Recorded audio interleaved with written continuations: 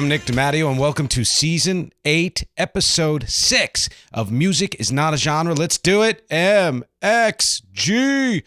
Yes, this week's topic is a brand new series that I'm starting that I hope to get through for this entire season. It's called The Great Producers, and this is Part 1, Prehistory in the 1950s. But before we get to that, as always, thank you for watching and listening. Listeners, go to youtube.com/@musicisnotagenre. You get a video for every episode of this podcast. Watchers, go to nickdimatteo.com/musicisnotagenre if you'd rather just listen. And everybody, go to patreon.com/musicisnotagenre to support this podcast, my band Rec, and everything I do. Please, again, I'm going to be pausing on this point longer for maybe every episode of this season because I really need your support. I really need you at patreon.com/musicisnotagenre. You will not hear any podcasters or musicians or anything not asking you for support because we're all independent creators and we all need that base to help us keep things afloat. So please, again, patreon.com/musicisnotagenre. For as little as $5 a month, you get special bonus episodes and early releases and a bunch of other perks.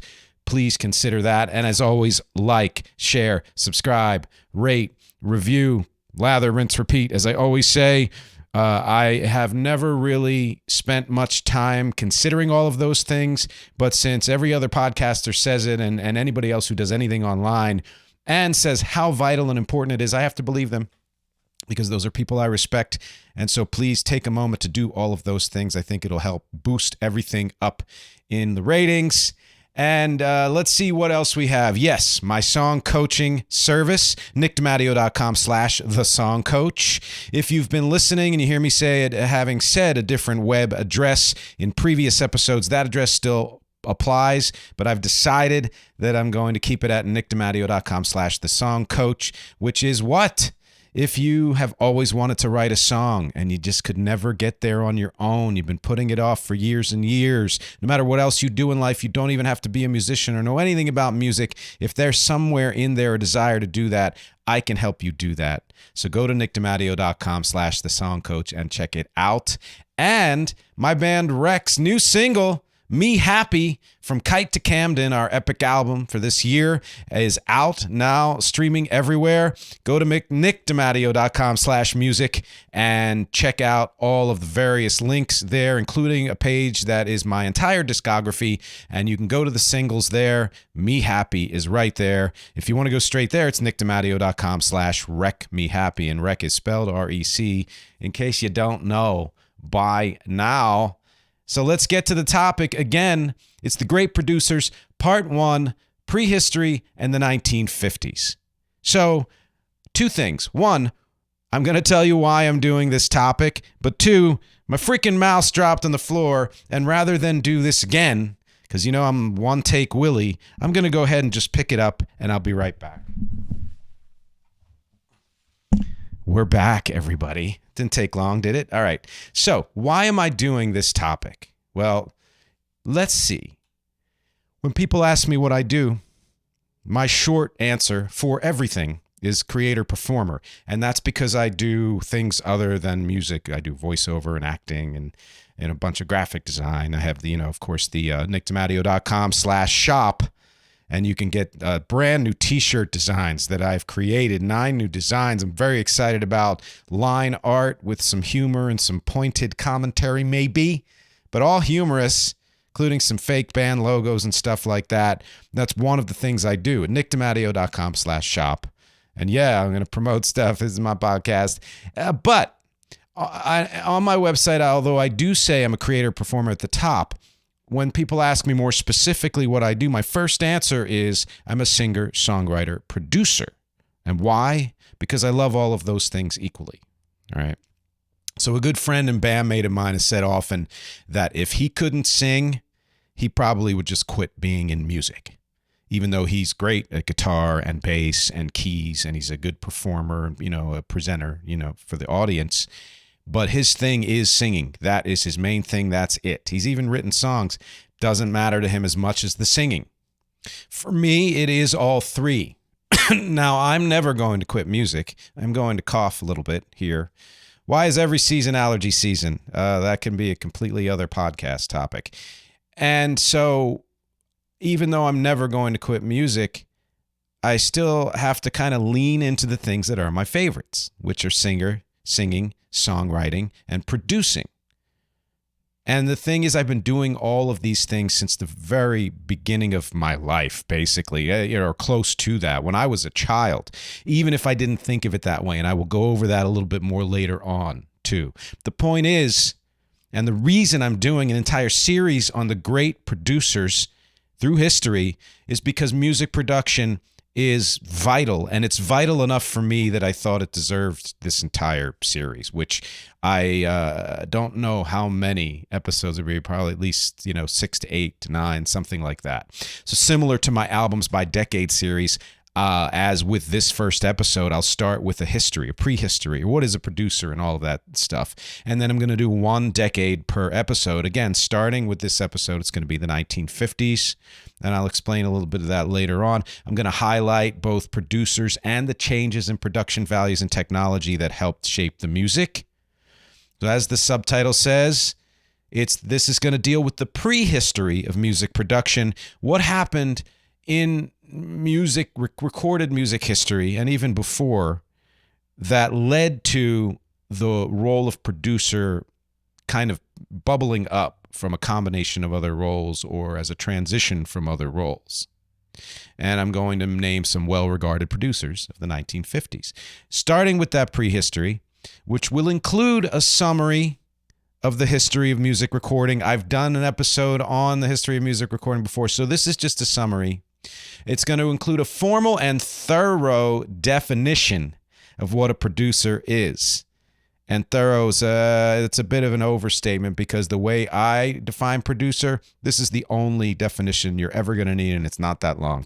It's going to spotlight some producers who did their most significant work in the 1950s. That's kind of an important thing to note here.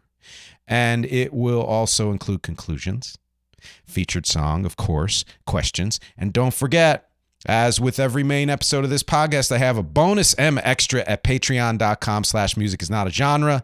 And this one is going to be on a handful of the very first self-produced artists in the 1950s.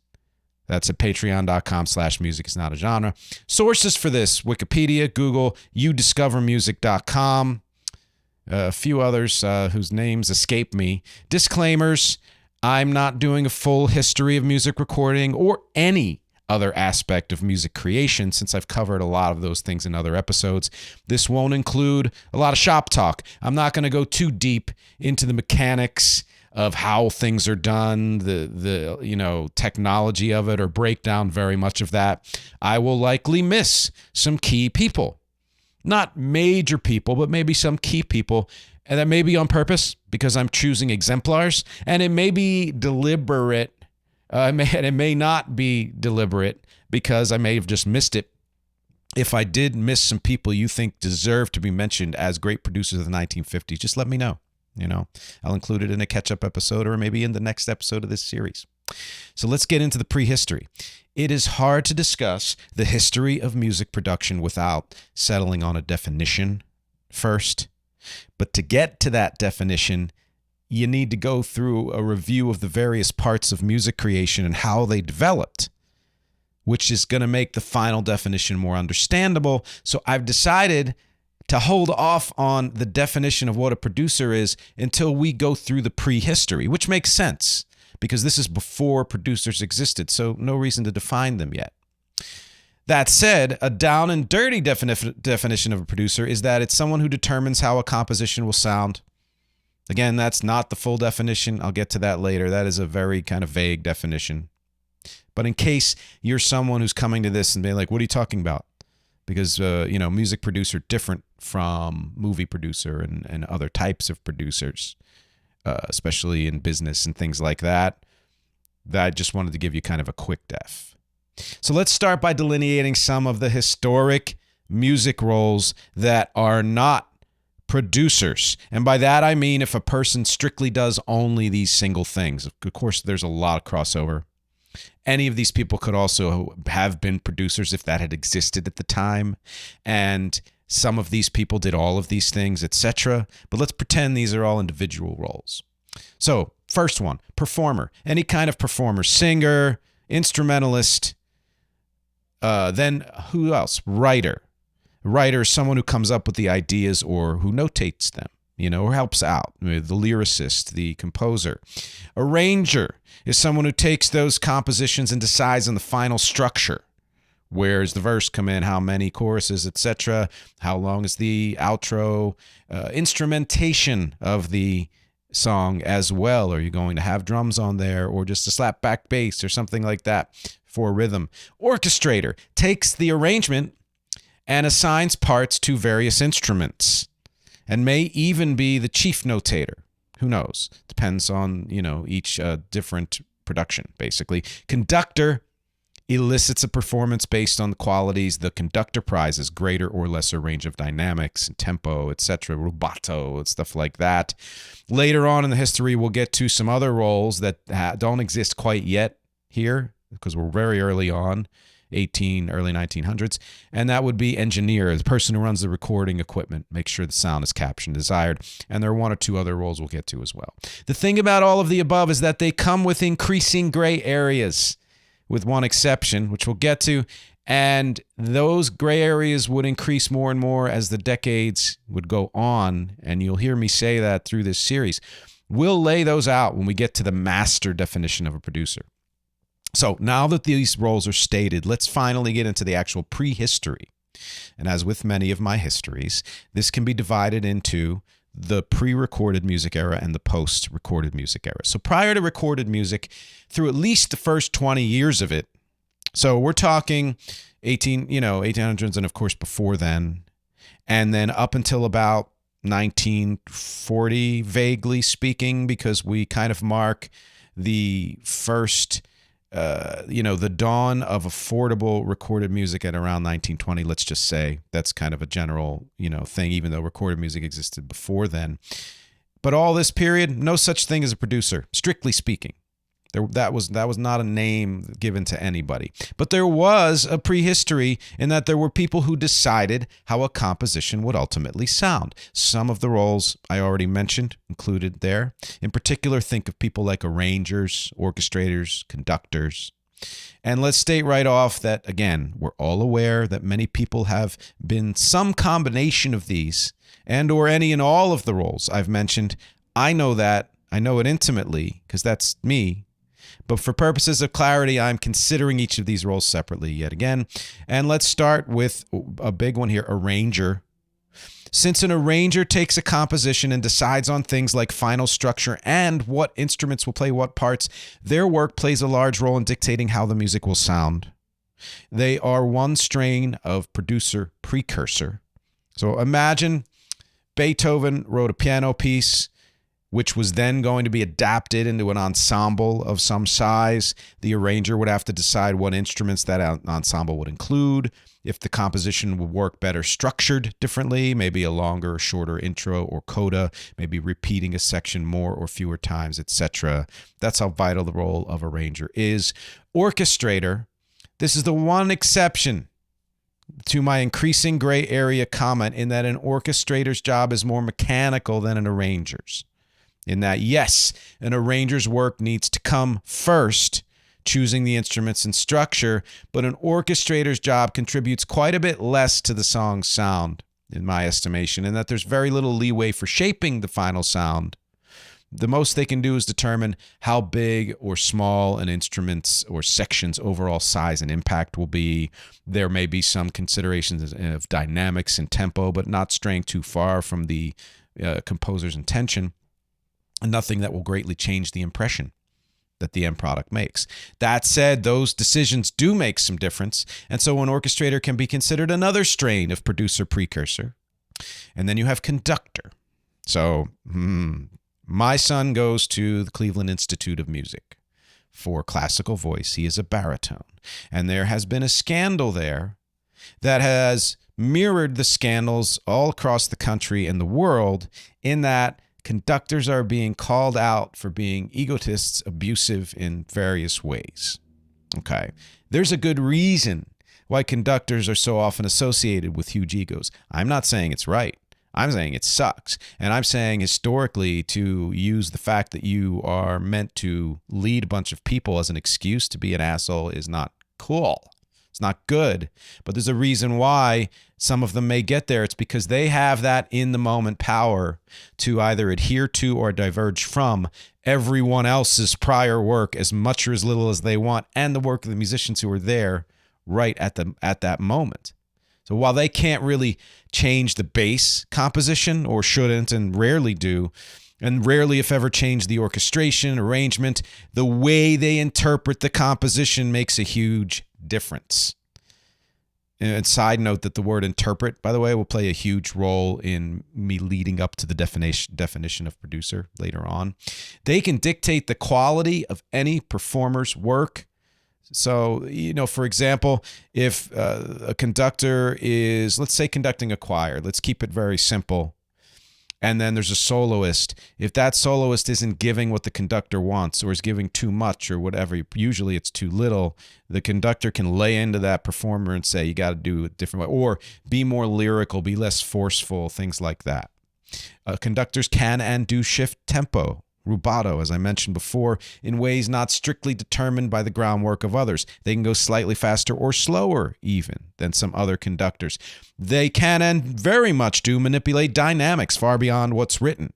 So, for example, one conductor's range of triple forte, fortissimo, or to the nth, or to pianissimo, 3 Ps, whatever or more, may be narrow compared to another's wider dynamic range. This is why people have favorite classical recordings and conductors, because you get as much of the conductor's personality as you do the composer's. It's why I tend to prefer Leonard Bernstein's passionate, empathetic drama over other more staid conductors. He's putting his personality into it. It's just to name one example. So all of the above, arranger, orchestrator, conductor, as well as performers and writers, made up the entirety of music creation prior to recorded music. Done. And as mentioned more than once now, each contributes in ways that affect the final product to a greater and lesser degree. But none of them can strictly be said to be a producer. That didn't exist yet. Which brings us to the era of recorded music. As promised, it can be broken down into 3 phases: pre-producer and pre-consumer. So that's the dawn of recording technology in, around the 1870s or so up to 1920. Pre-producer, post-consumer, it's around 1920 to 1950. So this is the period when, again, people were buying acetates and 78s and all of that stuff. And yet at the time, so the, recorded music was widely spread and radio and things like that. But at the time, producer still didn't exist. And then the third phase would be post-producer. So that's after like 1950 and beyond. I mean, again, these aren't hard and fast dates, but kind of that transitional period to where now a producer had become an important thing. Okay. So as with any technology, the first developments, after getting it to work at all, really, to inventing how something is going to work, all the first developments beyond that have to do with getting it to work well and increasingly better. That's always been true. It's still true. So if you go back to the late 1800s, the only considerations were how to make sure sound got recorded onto some format, cylinder, disc, etc., and the system that would play that back, phonograph, speakers, etc., all the whole components of the system, the wires and all. And the third consideration of how to get people to buy all that, which is a side consideration, but important because that kind of dictates what the technology is. If a technology isn't affordable, no one's going to buy it, then you have to change the technology. As recording technology became more standard, the next and final pre-producer role emerged, and that is the engineer. So with the help of better and better sound capture technology, an engineer's job was to ensure that the best possible version of that live performance was recorded. This involved and still involves factors like choosing the right microphone, microphone placement, room quality, the dynamic relation between voice and the instruments, the voices and instruments, the levels at which all of this was recorded, Don't go too hot or you'll distort. Go too soft or you're gonna hear, room or it's grainy. And eventually how parts are split and panned and how effects are applied to any of those tracks, etc., or to the song as a whole, to the recording as a whole.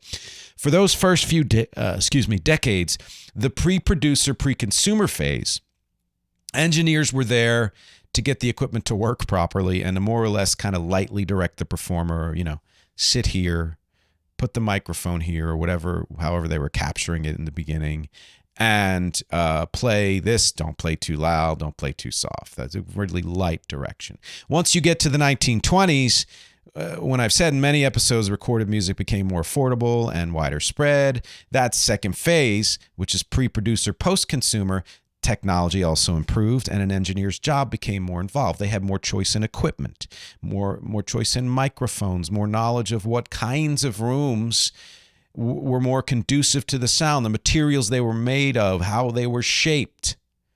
That sound capture is greatly affected by the room itself.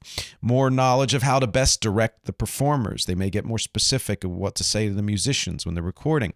You can hear recordings from this period all over YouTube. Go look up, recordings from the 1920s. And though you might initially lump them in with, say, acetates from the period before the 1920s, if you listen closely, you're going to hear significant improvement in sound capture, especially for the ones that have been cleaned up, though nowhere near where it would go fairly soon. So as record companies became more and more established, and along with the engineer, and aside from the performer and the composer, another role arose, that of the A&R rep. A&R stands for Artist and Repertoire. Has been echoing in my freaking head for decades. Why? Because I've been shopping my music for decades. And though, some people have bitten and, fortunately I've done okay in that regard here and there, it is that sense of knowing that A&R are the gatekeepers, really. They're not the only gatekeepers, but they're one of the major gatekeepers for record labels and other entities that are trying to choose new material, new artists, or artists that they don't know, or artists that other people don't know. So A&R is the big thing for anybody who creates music. When I first started out, in fact, my main goal was to get my recordings to A&R people. That is not the case now. I have other goals. But the hope was that one of them would love it enough to sign me to a label. Again, that's not my goal now, but I had that goal. Well, everyone did at the time. This role, A&R, developed from the 20s to the 40s and was then what it still is, person who discovers new music and decides, at least in part, what gets recorded and represented by their company. To do this well, you need to know enough about the music and the market. Depending on your philosophy and focus, you might lean more heavily in the market direction. Is this going to sell? That's all that matters. Or you might lean in the music direction. Is this amazing music?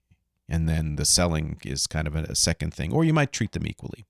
I'm not going to go into A&R from the business perspective and any more than that, except to say that they run the spectrum from artistically inclined adventurers to financially inclined trend followers, and of wildly varying degrees of power and say so. Some will be like, I want this band, and they're signed. And others would be like, I want this band, and the record label will say no, or prove to me why. So let's get back to the main point here, which is that in that crucial second phase, which is pre-producer, post-consumer, the A&R rep was often a de facto producer, making artistic decisions about who recorded, which songs they recorded, which style to lean towards, what other musicians and vocalists, if any, were hired to flesh out the sound, and even more nuanced things like the actual performance quality, the tempo, the dynamics. Really what a producer does in large part. They were there to supervise recordings and make sure the end product was what they heard in their heads when they picked that music creator, or was better than that to their estimation. Again, large part of what an actual producer does. Along with the A&R rep, one more role in the 1940s was a gap bridger between that era and the era of the true producers, which is the band leader. So I've lost count of how many roles that I've mentioned, but this, I believe, is the last one I'll mention here before we get to an actual producer. The band leader was essentially a combo of conductor, orchestrator, often a performer as well, and in some cases even a composer and arranger. In many ways, band leaders were the first true producers, considering they had control over so many aspects of the music. You had, for example, more traditional band leaders like Benny Goodman and Tommy Dorsey, who were conductors, orchestrators, and performers.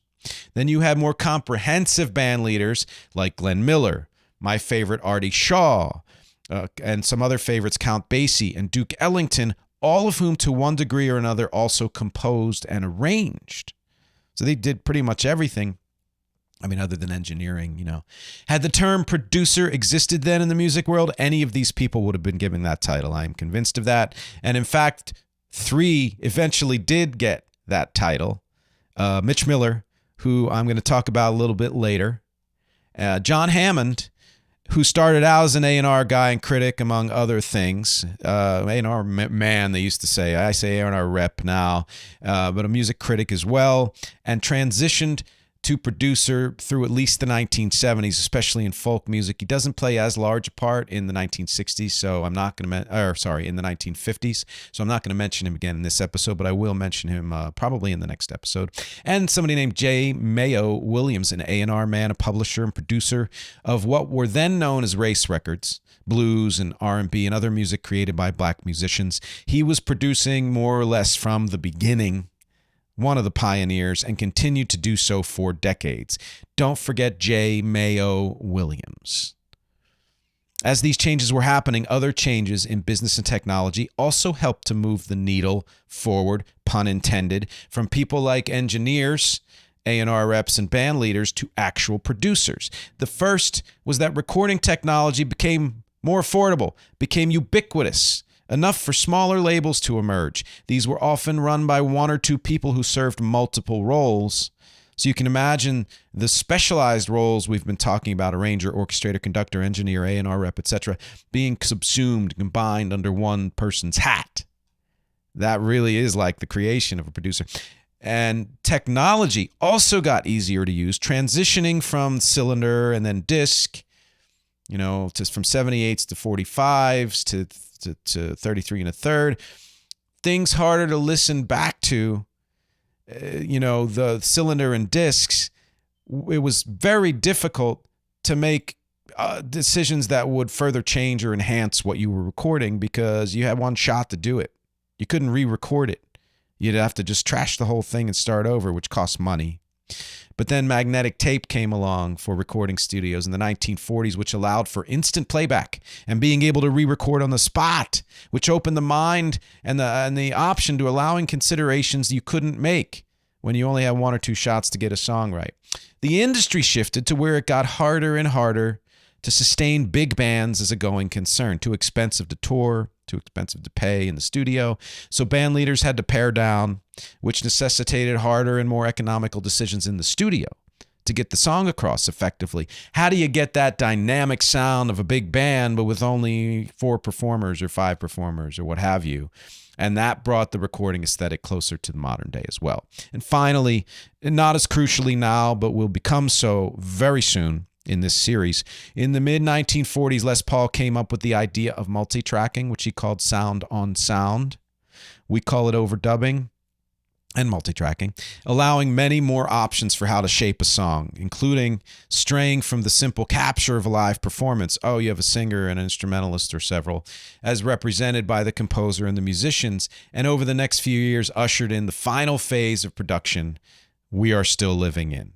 As a side note, yes, many more technological developments have come along, and those have played a big part in delineating the various phases and qualities of production, thus affecting the development of music itself. And we'll get to all of those in upcoming episodes, meaning this third phase we're in, basically, is the rest of history.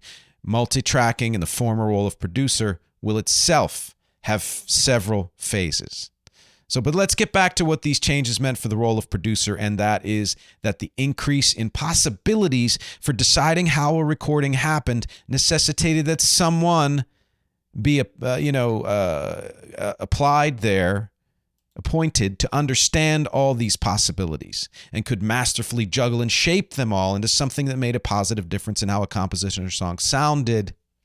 And from here on out, I'm going to use the word song because that's more of what I'm talking about, and it'll refer to all future compositions. That person, while possibly having some or even all the skills of producer precursors, could have been engineer, arranger, orchestrator, A&R rep, even music creator and performer, didn't necessarily need to know how to do any of those things. Many of them did, but they didn't need to. They just needed to know how to use their astute ear for music to put all of those elements together to create the exact sound they or the team or the artist or the company or all of them wanted. And all of those have been in tandem and fluctuating in conflict ever since. Still, which means we've now come to the point when producers existed in the way we know them to be now, and thus we can get out of the prehistory and into the 1950s and some great producers. As promised, though, before that, I'm going to preface that with the best definition you'll ever hear of what a producer is. But before we do that, two things. One is, let me name one more role, and it's not a separate role. It is now, but you'll understand. The mastering engineer, the person who tweaks and massages a finished recording to emphasize or not certain EQ ranges. So do you want more bass? Do you want more treble? Do you want more mid-range? The impact relation between instruments. There's a trend now where drums are louder in a mix for rock bands, which I kind of enjoy and some people don't. But that kind of relation, should the guitars be louder, etc., which is more kind of an 80s thing, and or 90s, and the overall volume, volume compression. And that's as far as I'm going to get into the mechanics. And the reason I didn't mention mastering engineer, it's right there in the name. They're an engineer, so they're under that global title of engineer, not an entirely separate type of work.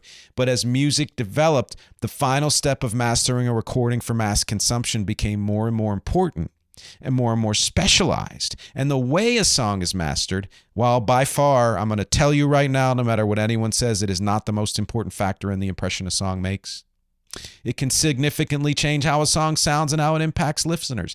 For example, if a master leans more trebly or punches up the bass end or is compressed to where lesser emphasized parts become more prominent, those things are different considerations for different genres and different eras, and that's why different eras have different mastering qualities.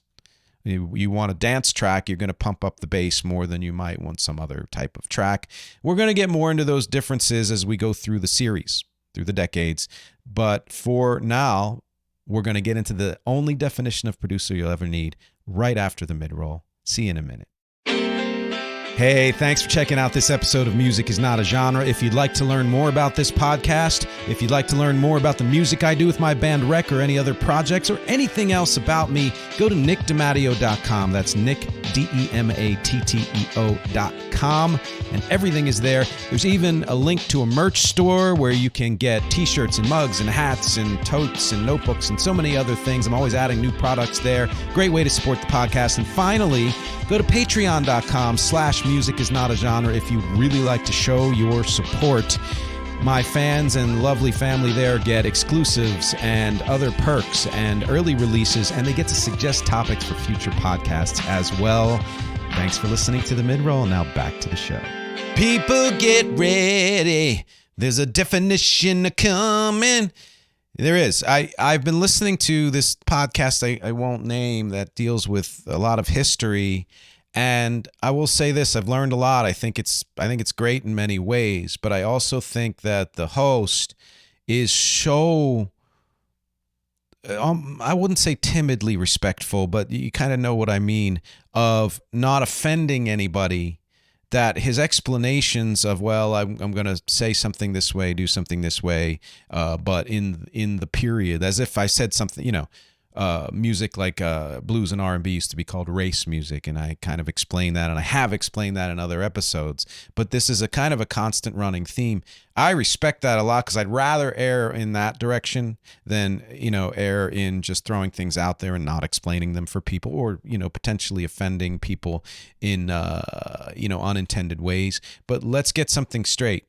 Somebody out there, could be you, is always going to be offended by something somebody says. That is just the way it is. And what you hope is the people listening and watching understand where you're coming from and can either correct you if you've gone astray in some way and or have a conversation with you about it, or at least know that when you're mentioning something in context, you understand the context as well. And I try to throw that out here and there, but I also try to just stick to the kind of narrative that I'm telling. And while my podcast contains tremendous number of facts and historical things, more than anything, it is to give you the impression of how a musician and music creator absorbs all of these things and then translates that to you. That's really what music is not a genre is. So, PSA done. Let's get to the master definition of what a producer is. If the essence of a song or composition of any kind is in its melody, harmony, rhythm, everything that isn't that is non-compositional, and far more specifically determines how that song will sound. So you have the essence of the song. Somebody writes a song, they're singing it, they're maybe playing it, or someone's singing and playing it. It has a certain tempo. So there's harmony, meaning chord changes in this particular sense. Anything beyond that, stacking vocal harmonies, what instruments, big changes in tempo and things like that, those are not compositional considerations. So think of the general idea that a well-written song can be played in dozens of ways, if not more. If a song is solid, it can be a cappella, meaning just the voice. It can be a solo instrument with voice, like acoustic guitar or piano. It can be a small ensemble of piano, bass, drums, something like that, or guitar, bass, drums, and maybe a keyboard. It can be a fully electronic production. It can be some mix of those. It can be done by a full orchestra and in various genres and styles and still hold up because it's a good song. All of those things are production considerations that go beyond the essence of the composition. So I am using the word composition again. Sue me. So who makes those considerations and how does a producer factor into all this? So this brings us back to the list of roles, which is promised. I'll delineate a little bit more based on how big their gray areas are and when it comes to the decision-making process. I'm modifying the list to adapt it to the modern recording process for popular music. That is the most common recording situation, as opposed to classical, jazz, live recordings, which have different considerations to large degrees, and others whose setups and hierarchies are somewhat different, mainly because the producers I will highlight throughout this series will mostly not be in any of those realms. Some may, but not right now. Note, again, I'm considering these as isolated roles as opposed to people who did many and all of these roles as one person. Some of whom I mentioned, others I'll bring up later. And let's start with performer. Only the vocalist and or instrumentalist, as strictly defined, they're there just to get the parts right, do them with passion, give a good performance. But the gray area is how they do what they do can greatly change the song. If they even make a little, improv or inflection or a slight difference, or their innate performance style even. A writer only provides the raw materials, music, lyrics, melody. Gray area, depending on their level of involvement and sway, they can be more hands-on with things like tempo, tone, performance style, instrumentation, overall genre, all of which are huge factors in production. And engineer and mastering engineer, again, it's kind of the same role, and those of you who are musicians who know that is not true today, I'm talking historically, especially in this period, you just had an engineer. Only ensures quality, sound capture and distribution, the equipment, the placement, panning, volume, etc. But the gray area here is people's opinions differ as to how much impact the quality of a recording has. I tend to say it has some impact, but is not the most important thing. And I get a lot of pushback. I think, and I'm going to say this again, I've said it before, musicians who get super, super hyper worried about are they getting the absolute best possible recording quality of what they're doing are putting obstacles in their way that are preventing them from following their passion and getting their music out to the world. It's certainly not more important than the song or the performances. And it's not more important than the production choices. That said, the final sound of the song is heavily dependent on how technically adept the engineer is and what intuitive aesthetic decisions they make. Mic separation or bleed, panning, EQ, relative dynamic relation between parts, the overall sonic spectrum, especially for mastering. Next role, arranger, orchestrator, only determines what instruments are played and when. The gray area there is since the sound of a song heavily relies on what's being played, the person who decides this has a much larger impact on final production than anyone we've mentioned so far. Kind of going in that order. When I talked about how a good song can be played in multiple ways and still work, those multiple ways are determined by this person. So think of how different All Along the Watchtower sounds, comparing Dylan with Jimi Hendrix. That's the kind of impact on production the arranger orchestrator can have. And again, this can be the artists themselves, etc. Band leader only corrals everything I mentioned and makes sure it all works together. Using only, loosely again, and that each aspect is functioning optimally. The gray area for this role has more overlap with the producer than any other. It's kind of redundant to explain the gray area because this person's stated role just about sounds like what a producer does, which means what? Let's get to producer. That cough was free. Producer ultimately is the person who has the final say in how the recording turns out, regardless whoever else might have contributed to the shaping of that. And this is vague. This is not my definition yet, by the way. And that's coming, and you will be surprised considering all the words I've used. A producer doesn't necessarily make all the decisions, but they do decide which decisions will stay in the mix, both figuratively and literally. Again, producer doesn't need to have actual music ability, though many do, and we'll hear about those as the series progresses. Just as an astute ear, again, they only need an astute ear and some working knowledge of the sounds things make. Though in the latter case, these days that can be learned on the fly. I don't know, how does this instrument work? Let's look it up, instead of hiring somebody and paying them to play it for you, which was what would have had to happen back then. Unless you knew of a recording and you already owned it, or you had to go out and buy it. How much harder things were. Depending on the power structure, and more on that in a bit, and the vibe of the working relationships, a producer might just sit back and say yes or no to everything that's going on, and just allow the other people to do their jobs to the best of their abilities and kind of gently guide them when needed. I believe Rick Rubin is that kind of producer.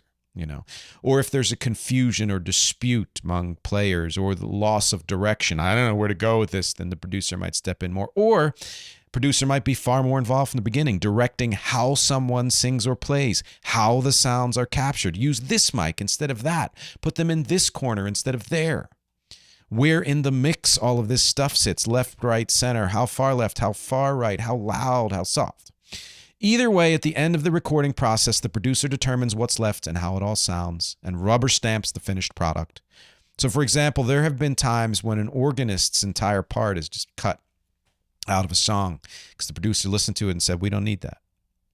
Or harmonies removed, or harmonies added to punch things up, or reverbed, punched up, or reduced, etc.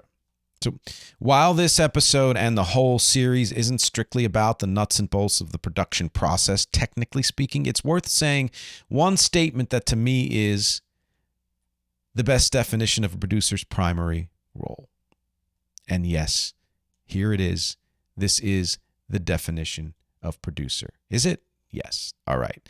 I had to make sure. A producer is the person who best knows and decides what's missing and what doesn't belong. Period. That's it. Producer best knows what's missing, what doesn't belong. And I know that because I've done so much producing.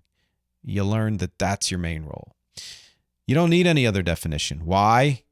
Because while it's great if a producer can do all the other stuff, none of those things need to be done by them. The essence of a producer and production in general, and the only thing a producer needs to know how to do well, is that listen for what's not there and make it if you need it, and take out what's not needed, what is extraneous or doesn't really enhance the final product, period. And they have to do this in a way that instills confidence and trust leaders in their leadership. So there's someone everyone else can look to for guidance and support. They're the boss, they're the captain, they're the therapist, they're the coach, they're the guru, they're the parent, they're the trusted friend, they're the liaison between the artist and their team and the record label, if there is any. You can imagine how muddy the creation process can get with all these moving parts and people. And so how smooth the process goes is largely dependent on the producer's leadership skills and qualities. The tone set at the top is the tone that spreads everywhere else. Every time I have worked, when I used to have day jobs, that was absolutely the case. The boss set the tone and everybody followed that tone. So, a jerk boss, a lot of the other people were also jerks, or at least had permission to be jerks. Where are we seeing that now? In the government and in society. Oh, permission to be an asshole and not consider others.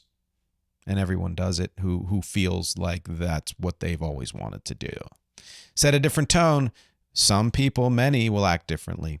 Final note, though, on power structure. In the real world, the roles I mentioned are rarely isolated. There's always overlap, unless the person doesn't want it, which means there's always some power play involved. Production decisions can be overridden by any of the other people if they have more say-so and or are more convincing or have more support from the rest of the crew. So it's happened more often than not that many people contribute to a song's production to one degree or another. And in many of those cases, people who should have gotten the production credit didn't, such as an instrumentalist whose contribution was so signature that it made the song the hit that it was, including vocalists. Though as often as not, these are the hugest gray areas of all, and I'm not going to get into that. I may get into that in a subsequent episode in this series to talk about how you have to give everyone involved in music the benefit of the doubt, because sometimes the smallest contribution make the biggest difference, and sometimes it doesn't. And sometimes the person making that contribution understands that, and sometimes they don't. It's again heavily dependent on a producer's leadership style, as well as other factors like the business agreements in place, who's financing, what's the producer's relationship with the company. And in the end, it's not always easy to say whether or not a non-producer should have gotten a production credit, though sometimes it's been painfully obvious that people were robbed of credit because of money, power, politics, discrimination of some sort. As I move on to discussing the world of production in the 50s and some of the key players, you'll hear me refer to this more than once, especially in later episodes, I think, but I'm going to keep my focus mainly on the singular major players, the producers I spotlight who made the biggest contributions to music in that particular decade, which means what? Finally, the great producers. Let's do it. Producers of the 1950s.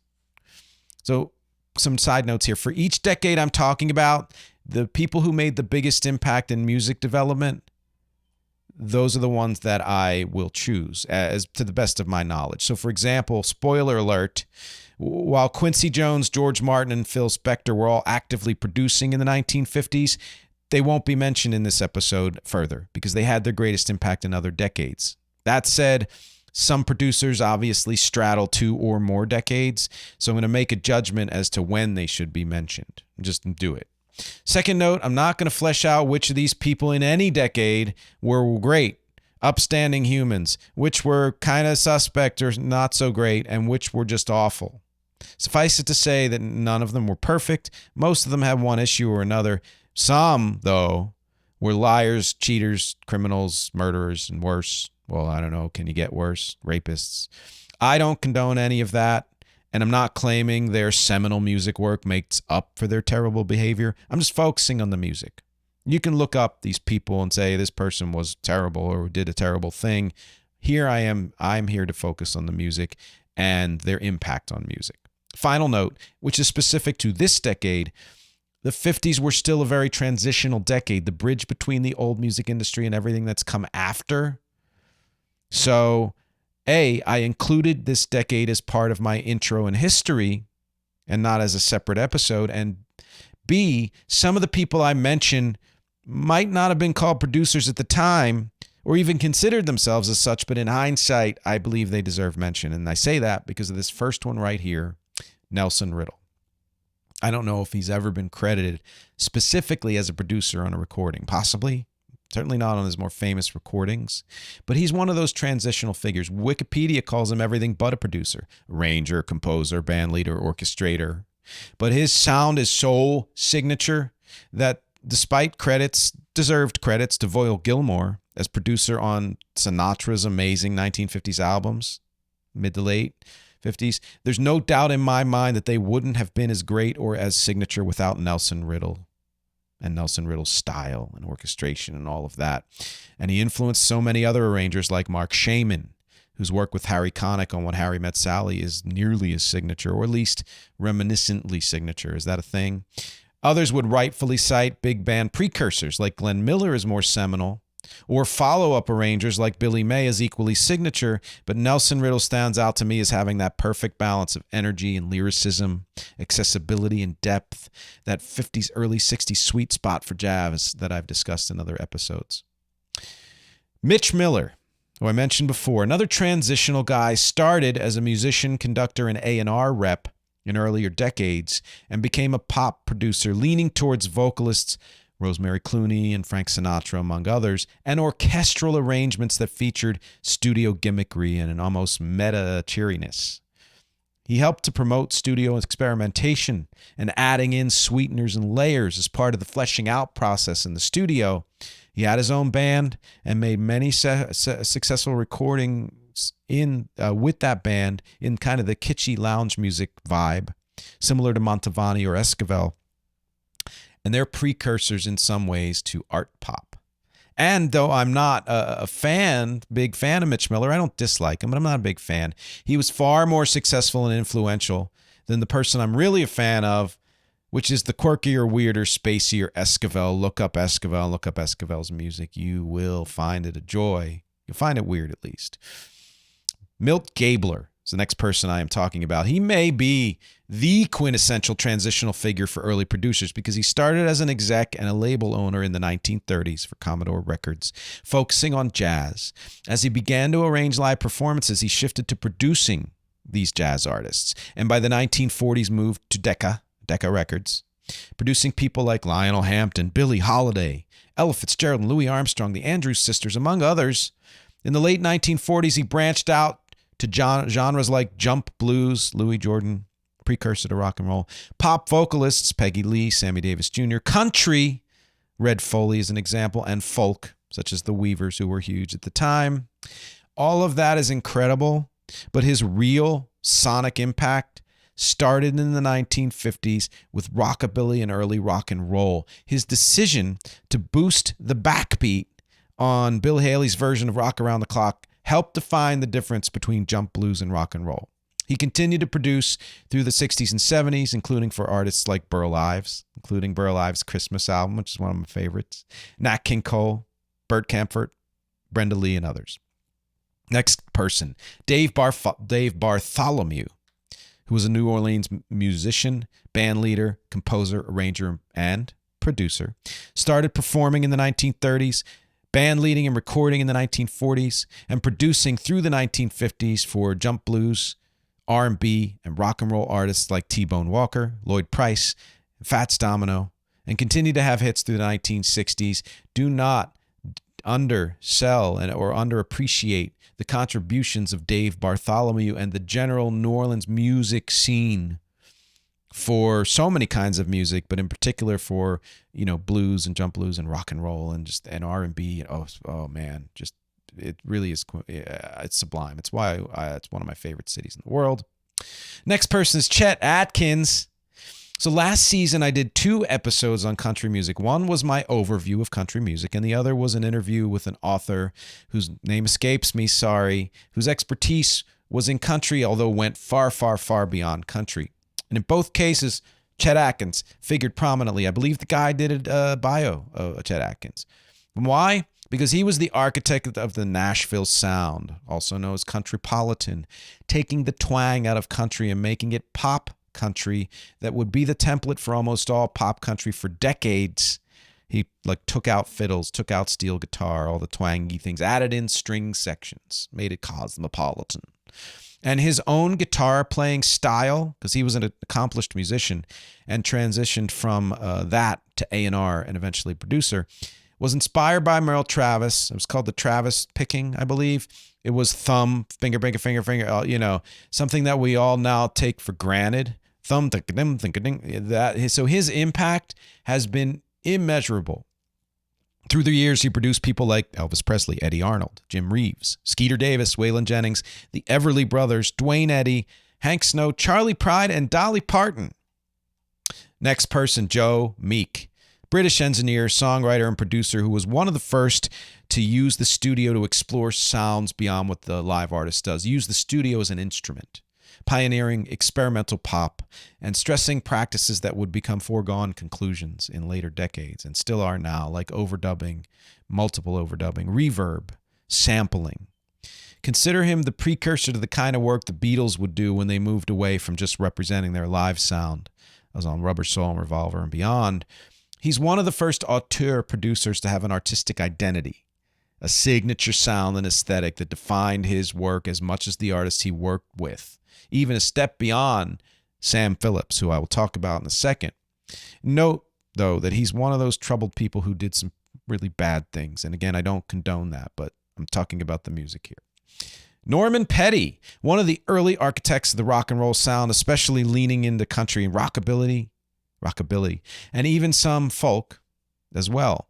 Roy Orbison, Buddy Holly, he produced the majority of Buddy Holly's music, Waylon Jennings, etc., and had hits in the 1950s and 60s, with his work in the 50s being seminal, and was also a musician himself. Norman Petty should be mentioned in tandem with the final person I'm going to mention. No, but with probably the biggest person I'll mention in the 1950s, the one you've probably been waiting for, and that is Sam Phillips. If I had to mention one producer from this decade, it would be Sam Phillips, founder of Sun Records, Elvis's first producer, launched his career. The early rock and roll and rockabilly sound spread because of his work. He took a minimalist approach that favored dynamic performances over perfection, maybe like Rick Rubin, and stressed slap-back echo at a time when this wasn't done. Other than Elvis, he produced Roy Orbison, Jerry Lee Lewis, Carl Perkins, Johnny Cash, Howlin' Wolf, B.B. King, Bobby Blue Bland, and also produced Rocket 88, which is on the short list for the first ever rock and roll record, though I think others came before, but a great record nonetheless, with another troubled person on that record. Leiber and Stoller is going to be the last producer team that I mentioned here, a producer. Finally, these guys were among the very first teams to both write and produce music for their artists, so real auteurs. From the early 1950s, they recorded and shaped the sound of people like Big Mama Thornton, the Coasters, Elvis, and were largely independent of record labels, which was unusual for the time. It was super uncommon, and it continued to be so to at least until the 1960s. So they were kind of pioneers in many, many ways. That said, there were definitely a handful of writer-artists who did that. So other than Leiber and Stoller, again, like I said, I won't mention everyone here. If there's somebody you think deserved to be mentioned, let me know. And sure, some of the above were also artists from time to time and self-produced, but that wasn't their main gig or what they're most known for. What, though, I'm going to talk about in the bonus MxTRA is artists from the 1950s who were hugely successful and who did eventually end up producing themselves. That's the bonus MxTRA at patreon.com/music is not a genre. Self-produced artists from the 1950s who were hugely well known. Think of Chuck Berry and people like that, although he's a gray area. Conclusions. This is not a comprehensive list. None of them will be. There are plenty of unsung heroes in every facet of basically everything, but especially in the arts. And look, you're in a business and the, secretary or administrative assistant or whatever, or some lower level, functionary does something and doesn't get credit for it. It's kind of the same thing. But that is so just ultimately true in the arts as well. And when it comes to music, we have our heavy hitters and touchdowns and things like the touchstones, I should say, and things like that. But a lot of that has to do with politics and business and with who writes the history more than with level of talent. And in some cases, even obscures the influence lesser known people had. If there are producers I didn't mention who you feel deserve to be on this list, let me know, because at the end of the series, I'm going to do a special specific catch-up episode to just this series, and we'll include any suggestions that make sense and highlight those producers. Let's not forget also that many of the musicians and artists themselves played a large part in production in ways that weren't noted, again, because of politics and business and power plays and racism and sexism and stuff like that. By the way, if you feel there are musicians whose work was so consistently signature that they changed everything they played on in memorable ways and should be considered producers in their own right, or at least production quality level contributors, let me know that too, and I'll include them in that final episode. And again, don't forget the bonus MxTRA, those 1950s musicians who expanded their production influence and became their own producers. Patreon.com/musicisnotagenre. The twin influences of technology and trend will always move music forward, and you'll hear me mention this in probably every freaking episode of this series, because I've mentioned it before. The trends were shifting from early proto-rock into rock and roll proper, the country being codified and separated into its factions, folk being as popified as country, R&B both on its own and as an influence for so much else, the willingness to experiment more in the studio and get away from just capturing an act's live sound, though that would continue as well and be enhanced in ways that made the recorded version seem even more live. The tech boils down to two things: the shift to more use of electric guitar and bass, and multi-tracking. The electric guitar and bass, it drastically changed music's sound, and of course fed the trends that I mentioned above, and that multi-tracking opened up more possibilities, something that always changes music's sound and sparks trends.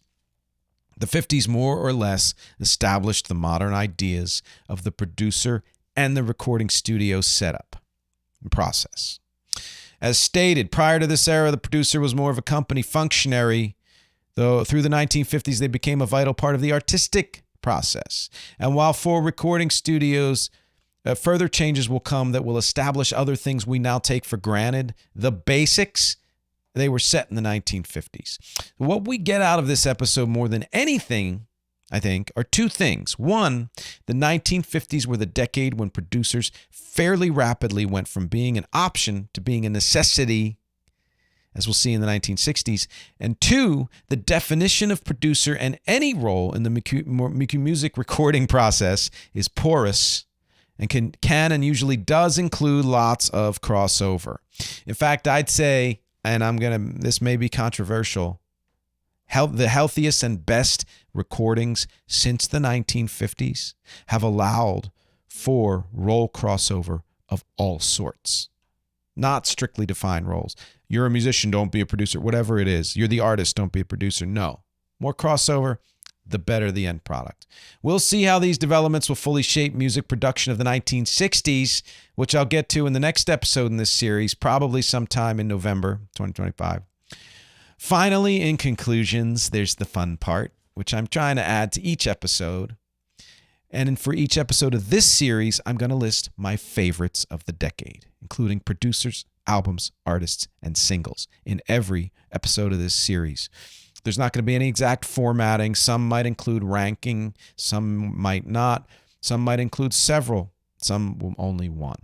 Starting with, so my favorite producer of the decade, surprise, surprise, is Nelson Riddle for his work with Sinatra, and tied with Lieber and Stoller for their independence, their reverence for black music and artists, their striving for authenticity, and their involvement in every year an aspect of the early evolution of rock and roll. As far as favorite albums, it's not really an album decade, as I mentioned in my album series. But that said, if I had to pick something, it'd be Sinatra's In the Wee Small Hours. Many people consider this one of the first concept albums. It's smoky, it's intimate, it's introspective, it's melancholy. It deals with lost love, failed relationships, nighttime depression. It has a depth of expression and willingness to play with rhythm that would carry forward and further enhance Sinatra's work. He had major input on musicians' performances, so he might have been considered almost a co-producer. Also on the song sequence, really, thought about the song sequence carefully, and of course his own voice, how he manipulated his voice, and the results are sublime. Favorite artists of the 1950s? Little Richard, Ray Charles, Chuck Berry. Both Ray Charles and Chuck Berry will be in the bonus MxTRA at patreon.com/music is not a genre of self-produced artists of this decade. Most of Elvis from this decade I really do enjoy. Almost anything New Orleans, including Fats Domino, yes. Some of the Everly Brothers I grew up with, love them. Bobby Darin's always been one of my favorites. Louis Prima's always been one of my favorites. Ella Fitzgerald cannot be denied. Neither can Sarah Vaughan or Dinah Washington. And a lot of the doo-wop artists, since I'd sing a bunch of those with my dad and my brother and other people. And let me tell you, my dad was there at the beginning of doo-wop, at least doo-wop when it transitioned from the black artists to the white artists. He was there at the beginning, doing recordings himself, with the Platters and the Coasters probably being at the top of that list, doo-wop. Speaking of favorite songs of the decade, In the Still of the Night, The Great Pretender, Yakety Yak, Charlie Brown, Teenager in Love, I Only Have Eyes for You. And my sentimental favorite for doo-wop is Blue Moon, Boom, boom, boom, boom, boom, boom, boom, by the Marcells. Non-doo-wop, Jump, Jive, and Wail, Mac the Knife, Beyond the Sea. Speaking of great songs, the featured song. Why is all this so important to me? As I mentioned earlier, I've been a singer, a songwriter, and musician and producer since I was a child. It's taken me years to own the fact that all of these things are vital to my work, and I do them all well, and they are all my identity. It's why my website lists me as creator-performer. It's way easier than using all those roles, though I do mention them in my bio. I started singing as a preteen, songwriting very soon after that. I was pre-double digits. I started songwriting. But my teens, that's when I was making production decisions. Though I wouldn't have said that then. I would have just said, I want the song to sound this way. And then once I got my first recording setup, home recording, and sonic keyboard, the SQ1, 4-track Tascam, a drum machine, the Alesis, and an FX box, I graduated to full producer and have produced or co-produced every single thing I've recorded since then. My first home demos were self-produced. My first professional EPs and albums were all co-produced. All of my most recent albums and EPs have been fully self-produced. Since I've thought of so many of these role take-ons as necessities due to limited finances and not knowing enough collaborators, I would downplay what I was learning and doing. But now I understand that necessity can bring out huge strengths and shape an artist's work in ways that wouldn't have happened when relying on others. Don't discount the fact that if you are a music creator and you want to produce your own work, you can. And if you're feeling that compulsion, it's probably because you're better at it than anyone else will be. That's most true when talking about producing. That's why talking about producing and production is huge for me. It was hard for me to pick a featured song because of that, because I've co-produced or produced everything. But I wanted to find one that illustrates how my role as producer started.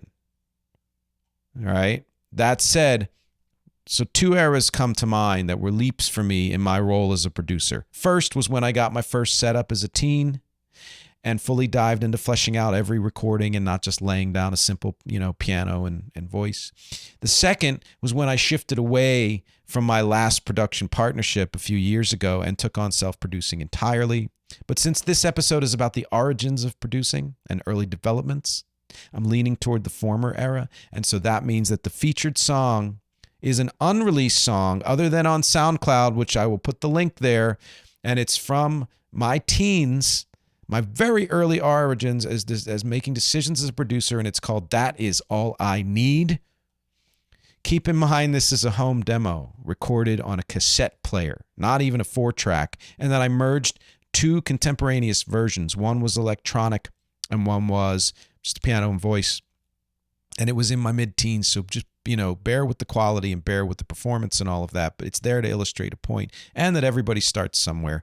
It was inspired by Let's Go Crazy and early rock and roll, so appropriate for this episode, and 80s pop, and is a simple, energetic dance song about love. There's not much else to say about it except 2 things. It was one of the first songs I knew was good enough to be recorded and released, and did so in a studio shortly after this recording with co-producers Dave Villani and my dad.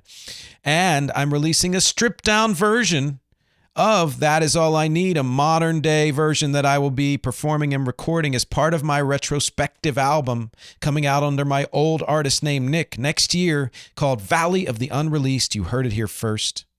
Again, this is not streaming. It is on SoundCloud. The link is in the text, but you're also going to hear it in a second.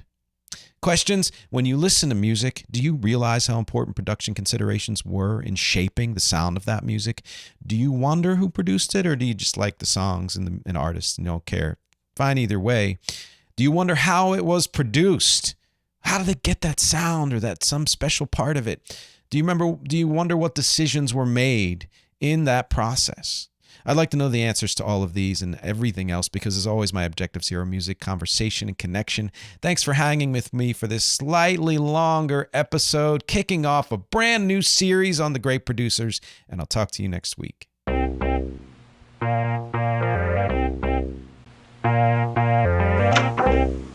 That is all I need. My dad playing.